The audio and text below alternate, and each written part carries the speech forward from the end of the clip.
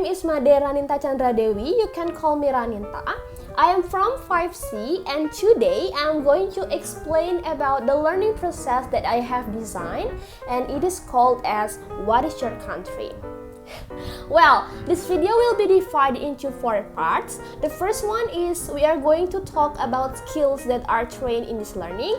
The second one is the scope of the learning. The third one is the implementation of the learning. And last but not least, we are going to talk about the strength and also the limitation of the learning. So without any further ado, let's jump into the first part. The first part of this video is the skills that are trained in this learning process. There are 4 English skills that are trained in this learning process, which are the listening skills, reading skills, speaking, and also writing skill. As a future teacher, I believe that in this learning process, we have to include all the skills in order to make our students be able to communicate effectively in the society, especially in the 21st century. Now, let's jump into the second part, which is the scope of the learning. This learning will be perfectly conducted in junior high school, especially in 8th grade.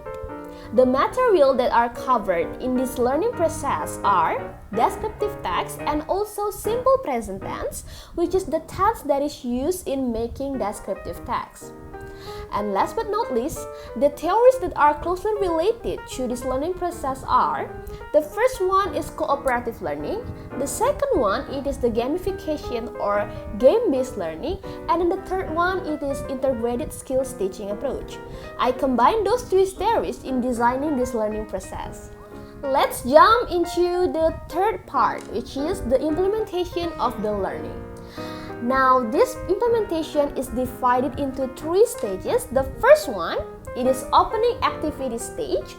The second one, it is main activity stage. And last but not least, it is closing activity stage. In the opening stage, teacher would need a PowerPoint or media that shows a country, a picture of a country. For example, Singapore. So the teacher showed the picture of the Singapore and asked student, what do you know about Singapore? So students will basically state their mind or state the characteristics of the Singapore. And then the second one is main activity stage. In this stage, the class or the students are divided into 5 groups.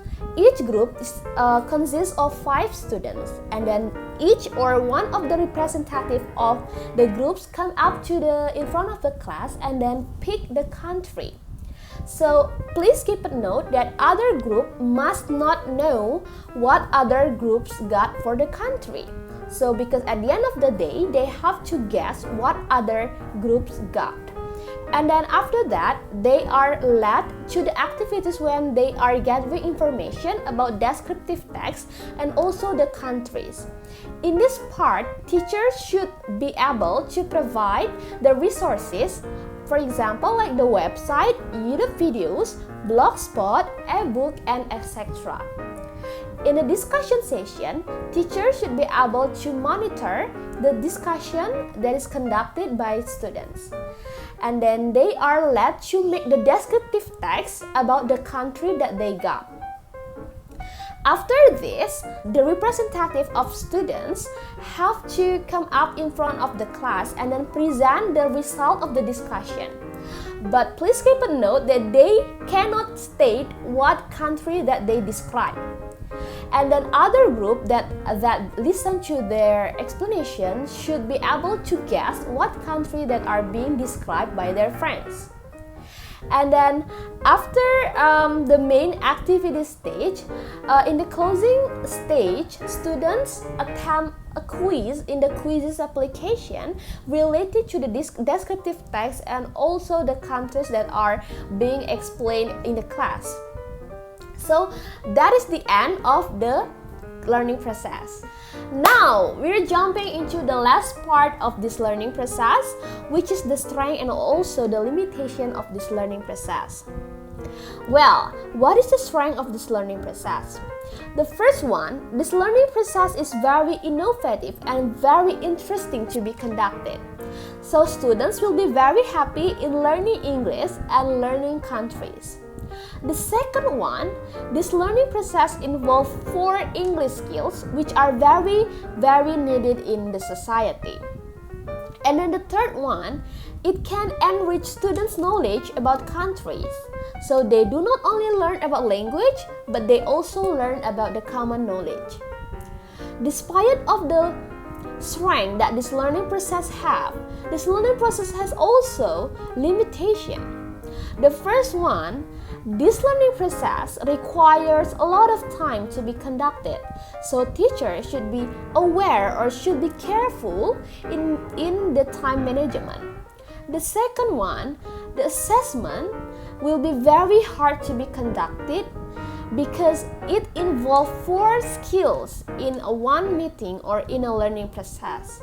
And then it is also very hard to assess a student's participation in the group discussion. And then last but not least, since it is student-centered learning, it will be very tricky if the students are passive and also lack of a common knowledge or prior knowledge. That's all about today's video.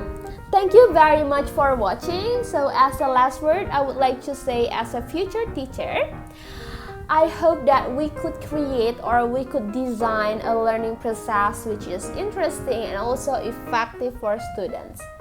I really hope that we could design a meaningful learning in order to make students enjoy the learning and stuff. So thank you very much and goodbye!